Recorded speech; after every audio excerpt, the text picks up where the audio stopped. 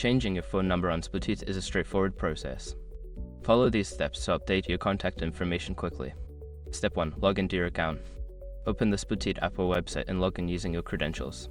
Make sure you have access to your account to proceed with the changes. Step 2. Navigate to Account Settings. Once logged in, locate the Account Settings section. This is usually found in a menu, often represented by your profile icon or a settings gear. Step 3. Select Personal Information. In the account settings, look for an option labeled Personal Information or Profile. Click on this to access your current contact details. Step 4. Update your phone number. Find the field that displays your current phone number. Delete the old number and enter your new phone number in the provided space. Step 5. Save changes.